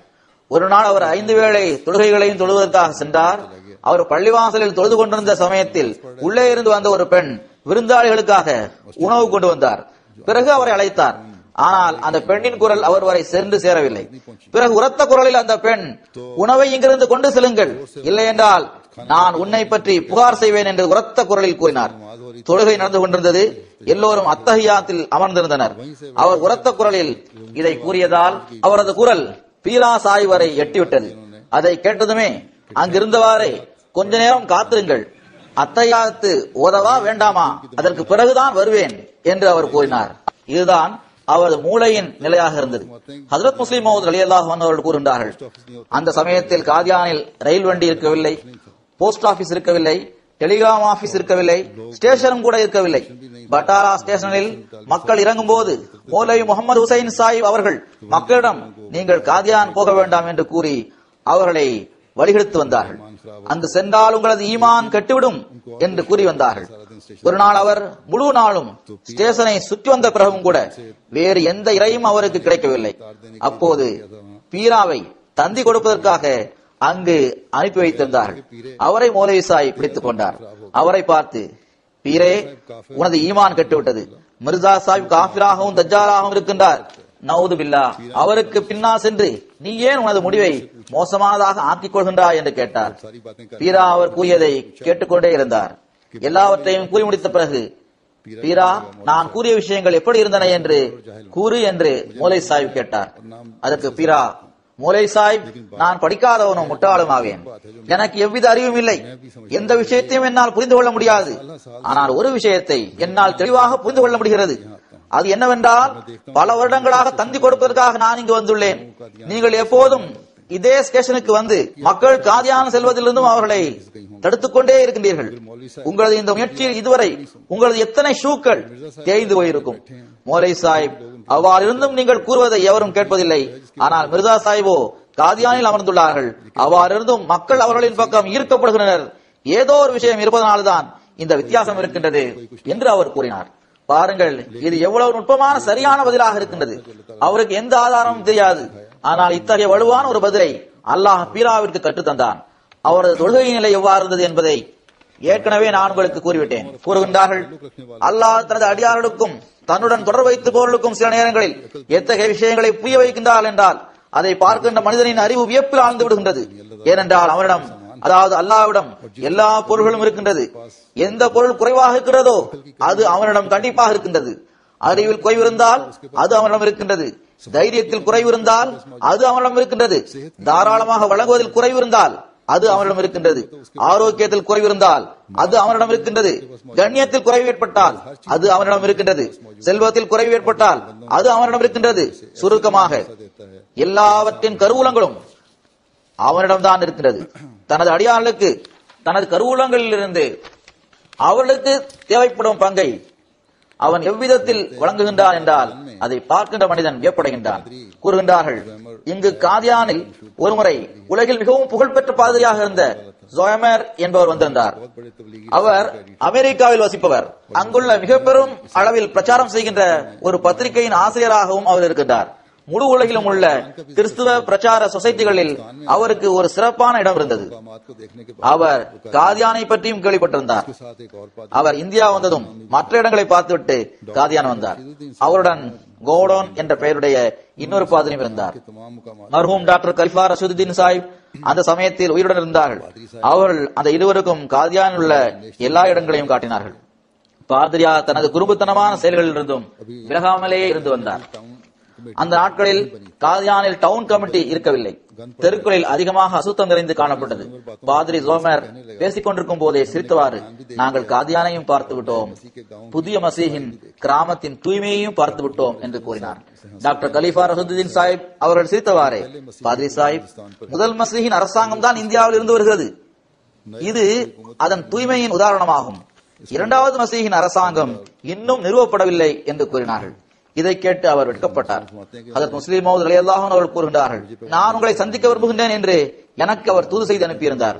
எனது உடல்நிலை சரியில்லாமல் இருந்தும் கூட நான் அவரை சந்தித்தேன். அப்போது பாதிரி ஜோமர், நான் 1-2 கேள்விகளை கேட்க விரும்புகின்றேன் என்றார். அதற்கு நான் கூறுங்கள் என்றேன். மறுபிறவி தொடர்பான இஸ்லாத்தின் கொள்கை என்ன? இஸ்லாம் இந்த கொள்கையை ஏற்கின்றதா மறுக்கின்றதா என்று அவர் கேட்டார். இந்த கேள்வியை அவர் கேட்டவுடன் அல்லாஹ் உடனடியாக இந்த விஷயத்தை அந்த உள்ளத்தில் போட்டான். அதாவது கேள்வி கேட்பவரின் நோக்கம் என்னவென்றால், நீங்கள் வாக்களிக்கப்பட்ட மசீஹை நாசிரத்தில் பிறந்த மசீஹின் பிரதிபிம்பம் என்றும் அவரை போன்றவர் என்றும் கூறுகின்றீர்கள். அதற்கு நாசிரத்தில் பிறந்த மசீஹின் ஆன்மா இவரிடம் வந்துவிட்டது என்றுதானே பொருள். இவ்வகையில் இது மறுபிறவி கொள்கையாகத்தான் இருக்கின்றது. மறுபிறவி கொள்கையானது திருக்குர்ஆனுக்கு மாற்றமானதாகும் என்றே அவர் கூற இருந்தார். எனவே நான் சிரித்தவாறே அவரிடம், பாதிரி சாஹிப், உங்களுக்கு தவறு ஏற்பட்டிருக்கின்றது. நாங்கள் மிர்சா சாஹிபிடம் நாசிரத்தில் பிறந்த மசீஹின் ஆன்மா வந்திருப்பதாக கருதவில்லை. அவர்களை நாங்கள் நாசிரத்தில் பிறந்த மசீஹை போன்றவர் என்று கூறுவது அவர்கள் தமது ஒழுக்கத்திலும் ஆன்மீகத்திலும் அவர்களை ஒத்த நிறத்தை உடையவர்களாக வந்துள்ளார்கள் என்றே கூறுகின்றோம் என்று கூறினேன். நான் இந்த பதிலை கூறியதும் எனது கேள்வி இதுதான் என்பதை உங்களுக்கு யார் கூறினார் என்று அவர் என்னிடம் கேட்டார். இன்டைரக்டாக அவரது கேள்வி வேறு வகையில் இருந்தது. எவ்வாறு இருப்பினும் இதனை நீங்கள் எவ்வாறு கூறுகின்றீர்கள் என்பதை அறிந்து கொள்வதே எனது நாட்டமாக இருந்தது என்று அவர் கூறினார். பிறகு நான் அவரிடம், உங்களது இரண்டாவது கேள்வி என்ன என்று கேட்டேன். அதற்கு அவர், எனது இரண்டாவது கேள்வி நபியின் வருகை எந்த இடத்தில் நிகழ வேண்டும் என்பதாகும் என்றார். அதாவது அவர் தனது பணிகளை நிறைவேற்றுவதற்கு எத்தகைய இடம் அவருக்கு இருக்க வேண்டும் என்பதே அவருடைய கேள்வி. அவர் இந்த இரண்டாவது கேள்வியை கேட்டவுடனே அல்லாஹ் எனது உள்ளத்தில் அந்த விஷயத்தை போட்டான். காதியான் ஒரு சிறிய கிராமமாகும். இது உலகின் தலைமையகமாக எப்படி மாறப்போகிறது? அந்த சிறிய கிராமத்திலிருந்து முழு உலகிற்கும் நாம் எவ்வாறு பிரச்சாரம் செய்ய முடியும்? முழு உலகிலும் இஸ்லாத்தின் பிரச்சாரத்தை எட்ட வைப்பதுதான் மிர்சா சாஹிப் நோக்கமாக இருக்கின்றது என்றால், முழு உலகிலும் அவரது குரல் எட்டுகின்ற ஒரு இடத்தில் அவர்கள் அனுப்பப்பட்டிருக்க வேண்டும். ஆனால் காதியான் ஒரு சிறிய கிராமமாகும். அந்த கிராமத்தில் அல்லாஹ் ஏன் அவர்களை அனுப்பினான் என்பன போன்ற கேள்வி கேட்டவரது அசல் நோக்கமாக இருக்கின்றது என்பதை அல்லாஹ் உடனடியாக எனது உள்ளத்தில் போட்டுவிட்டான். நான் மீண்டும் சிரித்தவாறு அவரிடம், பாதிரி சாஹிப், நாசரத்தை விட பெரிய நகரம் ஒன்றிருந்தால் அங்கு நபி வர முடியுமா என்று கேட்டேன். முதலாவது மசீஹ் எந்த கிராமத்தில் தோன்றினார்களோ அந்த கிராமத்திற்கு நாசரத் என்று பெயர். நாசரத்தின் மக்கள் தொகை 10 அல்லது 12 வீடுகளை கொண்டதுதான் என்று நான் கூறினேன். எனது இந்த பதிலை கேட்டு மீண்டும் அவரது நிறம் மாறிவிட்டது. நான் இரண்டாவது கேள்விக்கும் பதில் கூறிவிட்டதை எண்ணி அவர் வியப்படைந்தார். இவ்வாறு அவர் மூன்றாவதாக ஒரு கேள்வியையும் கேட்டார். அது எனது நினைவில் இல்லை. எவ்வாறு இருப்பினும் அவர் 3 கேள்விகளை கேட்டார். ஆனால் 3 கேள்விகள் தொடர்பாகவும் அல்லாஹ் முதலிலேயே கேள்வி கேட்பவர் இந்த கேள்விகளை கேட்பதற்கான அசல் நோக்கம் என்ன என்பதை எனது உள்ளத்தில் போட்டுவிட்டான். அவர் சுற்றி வளைத்து வேறு விதமாக கேள்விகளை கேட்டாலும் அல்லாஹ் அவரது அசல் நோக்கம் என்ன என்பதை எனக்கு தெரியப்படுத்தி விட்டான். இதனால் அவருக்கு எதுவும் பேச முடியாமல் ஆகிவிட்டது. இவ்வாறு அல்லாஹ் உள்ளங்கள் மீது வியக்கத்தக்க வகையில் தனது ஆதிக்கத்தை வெளிப்படுத்துகின்றான். இந்த தனது ஆதிக்கத்தின் கீழ் தனது அடியார்களை கொண்டு வருவதன் மூலம் அல்லாஹ் அவர்களுக்கு உதவுகின்றான். எனவே உள்ளங்கள் அல்லாஹ்வின் ஆதிக்கத்தின் கீழ் தான் இருக்கின்றன, அடியார்களின் ஆதிக்கத்தின் கீழ் அவை இல்லை. கூறுகின்றார்கள், வரட்டுவாதம் செய்கின்ற ஒரு முல்லா பள்ளிவாசலில் வைத்து என்னை சந்தித்து மிர்சா சாயின் உண்மைக்கான ஆதாரத்தை தாருங்கள் என்று கூறினார். நான் திருக்குரான் இருக்கின்றது, முழு குரானும் ஹதரத் மிர்சா சாயின் உண்மைக்கு ஆதாரமாக திகழ்கிறது என்று கூறினேன். அது எந்த வசனம் என்று அவர் என்னிடம் கேட்டார். திருக்குரானின் எல்லா வசனங்களுமே மிர்சா சாயின் உண்மைக்கு ஆதாரமாக இருக்கிறது என்று நான் கூறினேன். திருக்குரானின் ஒவ்வொரு வசனமும் ஏதாவது ஒரு வகையில் நபியுடன் தொடர்புடையதாக உள்ளது என்பது உண்மைதான். ஆனால் சில வசனங்கள் எப்படிப்பட்டதாக இருக்கின்றது என்றால் அவற்றை புரிவதும் அது எந்த வகையில் நபியின் உண்மைக்கு ஆதாரமாக திகழ்கின்றது என்பதையும் விளக்குவது என்பது மிகவும் சிரமமானதாகும். ஒரு வசனத்தில் போர் பற்றிய சம்பவம் வந்திருந்தாலும் அந்த வசனம் மூலமாகவும் நபியின் உண்மையை நிரூபிக்க முடியும். ஆனால் அவற்றை சாதாரண இயல்புள்ள மக்களால் புரிந்து கொள்ள முடியாது. ஆனால் எனக்கு எத்தகைய உறுதி இருந்தது என்றால் அல்லாஹ் அவர் மீது தனது ஆதிக்கத்தை செலுத்தி அவர் நாவிலிருந்தும் எத்தகைய வசனத்தை கூற வைப்பான் என்றால் அதன் மூலமாக மிகவும் விளக்கமான முறையில் ஹஜ்ரத் மஸீஹ் மவ்ஊத் அலைஹிஸ்ஸலாம் அவரது உண்மை நிரூபணமாகிவிடும் என்ற உறுதி எனக்கு ஏற்பட்டது. பிறகு கூறுகின்றார்கள், இறுதியில் அவர் இந்த வசனத்தை தான் ஓதினார், வமினன் நாஸி மன் யகூலு ஆமன்னா பில்லாஹி வபில் யௌமில் ஆஹிரி வமா ஹும் பிமுஃமினீன். அப்போது எனக்கு இது இறைவனின் ஆதிக்கமே ஆகும், அவன் அவரது நாவுகளிலிருந்து அத்தகைய வசனத்தையே கூற வைத்துள்ளான் என்பது புரிய வந்தது. நான் அவரிடம் இந்த வசனம் யாரை பற்றி கூறுகிறது என்று கேட்டேன்.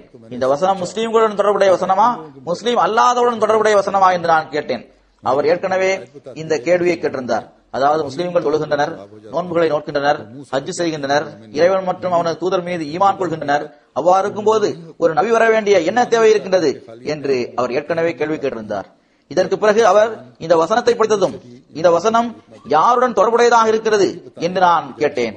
அதற்கு அவர் இது முஸ்லிம்களுடன் தொடர்புடைய வசனமாகும் என்று பதில் கூறினார். அதற்கு நான் பிறகு இந்த வசனம் என்ன கூறுகிறது என்றதும் முஸ்லிம்களில் கூட சிலர் கெட்டு போய் விடுகின்றனர், அவர்கள் நாவால் நாங்கள் மூமின்களாக இருக்கின்றோம் என்று கூறுகின்றனர், ஆனால் உண்மையில் அவர்கள் மூமின்களாக இருப்பதில்லை என்பதைத்தான் இந்த வசனம் சுட்டிக்காட்டுகின்றது. மனிதன் தனது செயலால் தனது ஈமானை நிரூபிக்காதவரை தன்னை மூமின் என்று கூறுவது மட்டும் போதாது என்றுதான் திருக்குர்ஆன் கூறுகிறது. முஸ்லிம்களும் சீர்குலைந்து போகும்போது அவர்களை சீர்திருத்துவதற்காக அல்லாஹ் ஒரு நபி அனுப்புவானா அனுப்ப மாட்டானா என்பதை நீங்களே கூறுங்கள் என்று நான் கூறினேன்.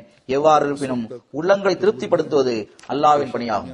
ஹஜ்ரத் முஸ்லிம் மவ்ஊத் ரலியல்லாஹு அன்ஹு அவர்கள் கூறுகிறார்கள், அல்லாஹ்விடமிருந்தே அனைத்தும் வருகிறது, மனிதனின் ஆற்றல் எதையும் செய்ய முடியாது. எனவே நன்றாக நினைவில் கொள்ளுங்கள், உலகின் ஒவ்வொரு தேவையையும் நிறைவு செய்பவன் இறைவனாகத்தான் இருக்கின்றான் என்ற உறுதியுடன் நிம்மதியிழந்த நிலையில் துவாக்கள் செய்யப்படாதவரை அது ஏற்றுக்கொள்ளப்படாது. இறைவன் தந்தவற்றிலிருந்தும் வழங்குகின்ற பலரும் உலகத்தில் இருக்கின்றார்கள், ஆனால் அவர்களால் பிறருக்கு ஆடைகளைத்தான் வழங்க முடியும், வீட்டை வழங்க முடியும். இறைவன் வழங்கிய அறிவிலிருந்தும் பிறருக்கு பயன் தரக்கூடியவர்கள் உலகில் இருக்கின்றார்கள் என்பது சந்தேகமில்லை. ஆனால் அதன் மூலமாக அவர்கள் நோயாளிகளுக்கு சிகிச்சை அளிக்க முடியும். இறைவன் வழங்கிய அறிவின் மூலம் பிறரை பாதுகாப்பதற்காக இலவசமாக வழக்கை நடத்தி தருபவர்கள் உலகில் இருக்கத்தான் செய்கின்றார்கள். அவர்கள் ஃபீஸ் வாங்காமல் பிறருக்கு உதவி செய்வதற்காக அந்த வழக்கை நடத்தலாம். ஆனால் இந்த எல்லா விஷயங்களையும் ஒட்டுமொத்தமாக தனது கைகளில் வைத்திருக்கும் எந்த மனிதனையும் இந்த உலகில் நாம் பார்க்க முடியாது. உள்ளங்களை மாற்றக்கூடிய தன்மை மனிதனின் கைகளில் இல்லை, உணர்வுகளை மாற்றக்கூடிய தன்மையும் மனிதனின் கைகளில் இல்லை. முழுக்க முழுக்க இறைவனிடம் மட்டும்தான் இவை அனைத்தையும் தனது ஆதிக்கத்தின் கீழ் வைத்திருக்கின்ற அந்த நிலை இருக்கின்றது. உள்ளங்களையும் அவனே மாற்றுகின்றான். உள்ளங்களில் இருக்கின்ற மறைவிலும் மறைவான உணர்வுகளையும் மாற்றுவதற்கான ஆற்றல் அவனிடம்தான் இருக்கின்றது. எதுவரை நிம்மதியற்ற நிலையில் துவாக்கள் செய்யப்படுவதில்லையோ, எதுவரை எல்லா தரப்பிலும் அவநம்பிக்கை அடைந்த பிறகும் இறைவன் மீது முழுமையான நம்பிக்கை வைத்து துவா செய்யப்படுவதில்லையோ, அதுவரை துவா ஏற்றுக்கொள்ளப்பட மாட்டாது. ஆனால் இந்த வழிமுறைக்கேற்ப துவா செய்தால் அது இறைவனது அரிசை கண்டிப்பாக சென்றடைகிறது, அது கண்டிப்பாக ஏற்றுக்கொள்ளப்படுகிறது. இதுவே ஹஜ்ரத் முஸ்லிம் ரலியல்லாஹு அன்ஹு அவர்களது சொற்பொழில் உள்ள சில விவரங்களாகும். இவற்றை மேற்கோளாக வைத்து நானும் கூற விரும்புவது என்னவென்றால், இன்றும் கூட நாம் நிலைமைகளை மாற்ற வேண்டும் என்றால் எல்லா ஆற்றல்களுக்கும் எஜமானாக இருக்கின்ற இறைவன் முன்னால் குனிய வேண்டும். எல்லா ஆற்றல்களின் தலையூற்றாக அவனே இருக்கின்றான். எல்லா விதமான உதவிகளையும் நாம் அவனிடமிருந்தே பெற முடியும். உள்ளங்களை திருப்புவதும் அவன்தான். உள்ளங்களை தனது கட்டுப்பாட்டின் கீழ் கொண்டு வருபவனும் அவன்தான். மக்களின் ஆற்றல்களை தனது கட்டுப்பாட்டின் கீழ் கொண்டு வருபவனும் அவன்தான். அல்லாஹ் அப்படிப்பட்ட துவாக்களை செய்வதற்கான தௌஃபீக்கை நமக்கு வழங்குவானாக. யூகேவில் விருந்தோம்பல் துறையில் பணியாற்றி வந்த நமது ஒரு தூய பணியாளரும், இதற்கு முன் ஜெர்மனியில் மிக நீண்ட காலமாக பணியாற்றி வந்தவருமான மதிப்புக்குரிய அசீம் சாஹிப் அவர்கள் 2 நாட்களுக்கு முன் வஃபாத் ஆகிவிட்டார்கள். இன்னா லில்லாஹி வ இன்னா இலைஹி ராஜிஊன். அவரது ஜனாசா இன்று இங்கு கொண்டு வரப்பட இருந்தது. ஆனால் சர்டிபிகேட் போன்றவற்றை பெறுவதில் சிரமங்கள் இருந்ததால் அவரது ஜனாசாவை இங்கு கொண்டு வர முடியவில்லை. அல்லாஹ் அவரது தகுதியை உயர்த்துவானாக. 1-2 நாட்களில் அவரது ஜனாசா கொண்டு வரப்பட்டு ஃபதல் பள்ளிவாசலில் வைத்து தொழுகை நடத்தப்படும். மருத்துவமனையுடன் தொடர்புடைய எல்லா நடவடிக்கைகளும் நிறைவடைந்த பிறகு எப்போது அவளது உடல் கொண்டு வரப்படுமோ அப்போது தொழுகை நடத்தப்படும். தூய உள்ளம் கொண்டவராக அவர் இருந்தார். அர்ப்பணிக்கும் தன்மையுடன் பணியாற்றுபவராக அவர் இருந்தார். நம்பிக்கைக்கு பாத்திரமாக நடந்து கொள்பவராக இருந்தார். படைப்பினங்களுக்கு தொண்டு செய்கின்ற உணர்வில் நிரம்பி காணப்பட்டார். ஒவ்வொருவரது வேதனையையும் உணரக்கூடியவராக இருந்தார். அல்லாஹ் இவரது தகுதியை உயர்த்துவானாக. இவரது எல்லா பிள்ளைகளுமே படித்துக் கொண்டிருக்கின்றனர். இவருக்கு 3 பிள்ளைகள் உள்ளனர். 2 மகள்களும் 1 மகனும் இருக்கின்றார்கள். இவர்களும் கூட தூய்மையான உள்ளம் கொண்டவர்களாக இருக்கின்றார்கள். அல்லாஹ் இவர்களையும் தனது பாதுகாப்பில் வைப்பானாக. இவரது மனைவிக்கும் பொறுமையையும் தைரியத்தையும் வழங்குவானாக. இவரது பிள்ளைகள் மீது அல்லாஹ் தனது நேசத்தின் கரங்களை வைப்பானாக. அதன் மூலமாக அவர்களுக்கு தந்தை இல்லாமல் இருக்கும் அந்த குறையை அல்லாஹ் தனது அருளால் நிறைவடைய செய்வானாக.